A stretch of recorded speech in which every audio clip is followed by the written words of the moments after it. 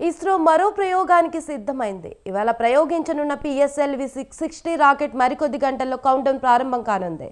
సూళ్లూరుపేట షార్లోని రెండో ప్రయోగ వేదిక నుంచి ఇవాళ రాత్రి 9:58 రాకెట్ను నింగిలోకి ప్రవేశపెట్టనున్నారు. ఈ రాకెట్ ప్రయోగానికి కౌంట్డౌన్ ప్రారంభానికి ఇస్రో చైర్మన్ ఎస్ సోమనాథ్ రాత్రి బెంగళూరు నుంచి షార్కు చేరుకోనున్నారు.